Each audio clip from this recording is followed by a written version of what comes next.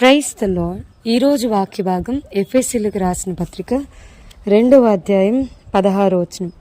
తన సిలువ వలన ఆ ద్వేషమును సంహరించి దాని ద్వారా వీరిద్దరిని ఏక శరీరముగా చేసి దేవునితో సమాధానపరచవలెనని ఈలాగు చేసెను గనుక ఆయనయే మనకు సమాధానకారకుడై ఉన్నాడు. ఈరోజు ఈ వాక్య భాగం ద్వారా దేవుడు మనతో మాట్లాడుతున్నాడు.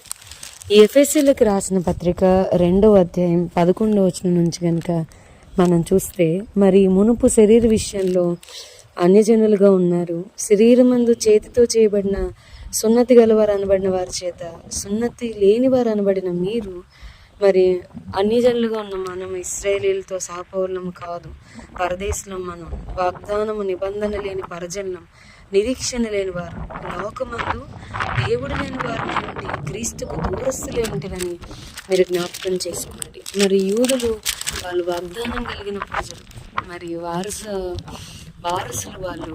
మరి అలాంటిది యూదుల కొరకు అన్యుల కొరకు ఇద్దరిని కంపేర్ చేస్తూ పౌల్ గారు ఈ ఎఫెసీయులకు రాసిన పత్రిక 2వ అధ్యాయంలో రాస్తూ వచ్చాడు.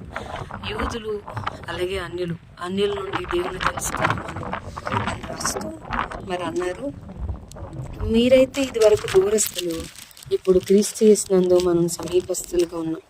ఆయన మనకు సమాధానమై ఉండి మీకును మాకును ఉండిన ద్వేషమును అనగా విధిరూపకమైన ఆజ్ఞలు గల ధర్మశాస్త్రమును తన శరీరమందు కొట్టివేయట చేత మధ్యగోడను పడగొట్టి మన ఉభయలను ఏకం చేసెను. ఇట్లు సంధి చేయుచు ఈ ఇద్దరిని తన యందు ఒక్క నూతన పురుషునిగా సృష్టించి తన సిలువ వలన ఆ ద్వేషమును సంహరించి దాని ద్వారా వీరిద్దరిని ఏక శరీరంగా చేసి దేవుని సమాధానపరిచి. పౌల్ గారు ఎంతో స్పష్టంగా మరి యూదులు వాళ్ళు మరి పితరుల వారసులు, వాళ్ళు వాగ్దాన దేశం వారిది అని అంటూ, మనం అసలు అన్యులమి, దేవుడి కోసం మనకు అసలు ఏమీ తెలియదు. అయితే యేసయ్య వీరి ఉభయులను ఏక శరీరంగా చేశాడు, ఇద్దరిని ఒక్క నూతన పురుషునిగా సృష్టించాడు. మరి యూదుడని లేదు, యూదేతరుడు అన్యుడు అని కూడా లేదు. తన సిలువ వలన ద్వేషాన్ని తొలగించేశాడు, ఇద్దరిని సమాధానపరిచేశాడు అని రాస్తూ వచ్చాడు. ఇద్దరు సమానమే అని. ఈరోజు వాక్య భాగాన్ని వింటున్న ప్రియమైన వారులారా, యూదులకి అన్యులకి భేదం లేదు, ఇద్దరు ఒకటి. యేసే తన సిలువ ద్వారా ద్వేషాన్ని తొలగించేశారనంటే, మరి యేసేని తెలుసుకున్న మనం ఆయన ప్రేమలో భేదం లేనప్పుడు మన ప్రేమలో ఎందుకు భేదం ఉండాలి? మనం మనుషుల్ని ట్రీట్ చేసే దాంట్లో, వాళ్ళని మనం చూసే దాంట్లో ఎందుకు భేదం ఉండాలి? మనం చాలాసార్లు మన హృదయాన్ని ద్వేషంతో నింపుకుంటాం. మేము పలానా క్యాస్ట్ అండి, మేము చాలా ధనవంతులమండి, వాళ్ళు చాలా లేనోళ్ళు, మేము బాగా చదువుకున్నాం, చాలా రకరకాల ద్వేషాలు. మన ప్రేమలో చాలా భేదాలు ఉంటాయి. వాక్యం చెప్తుంది, ధనవంతుడని వచ్చి కూర్చేయొద్దు, పేదవాడని నేల మీద కూర్చోబెట్టొద్దు. ఆయన ప్రేమే మన హృదయాల్లో ప్రవహిస్తున్నప్పుడు మన ప్రేమలో ఎందుకు కల్తీ ఉండాలి?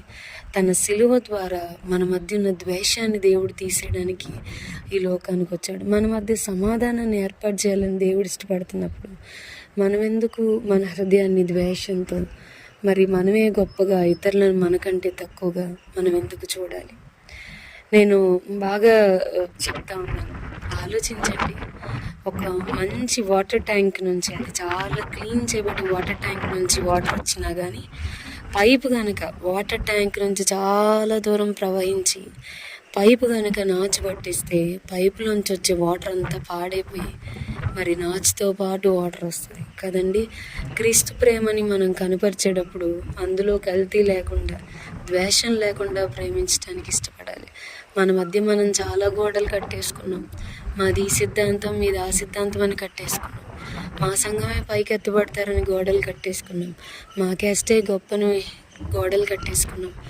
మేమే చాలా గ్రేట్, మాకే చాలా డబ్బులు ఉన్నాయి, మనల్ని మనం గొప్పగా, మన దృష్టికి మనమే గొప్పగా ఎంచుకుంటా ఉన్నాం. దేవుని వాక్యం మనతో మాట్లాడుతుంది, మన ప్రేమ ద్వేషం లేనిదై ఉండాలి. దేవుడు సిలువలో మ్రాను మీద వేలాడదీయబడింది, మనకు తను ప్రాణార్పణంగా మన కొరకు ఆయన పోయబడింది. మన మధ్య ఉన్న ద్వేషాన్ని తీసేసి ఒక్క పురుషునిగా, ఒక్క శరీరంగా మనల్ని చేయడానికి, ఆయన సమాధానాన్ని అనుగ్రహించడానికి ఈ లోకానికి వచ్చాడు. సో మన ప్రేమలో కూడా భేదం లేకుండా ఇతరులను ఏసే ప్రేమతో ప్రేమించడానికి ప్రభు మనందరికీ సహాయం చేయను గాక. ప్రార్థన చేసుకుందాం. ప్రభు, ఈరోజు వాక్య భాగం ద్వారా మీరు మాతో మాట్లాడినందుకు వందనాలు. వాక్యం విన్న మా ప్రియులైన వారిని అందరినీ దీవించి ఆశీర్వదించమని యేసు నామమున అడిగి వేడుకొంచున్నాం తండ్రి. Amen. God bless you and have a blessed day.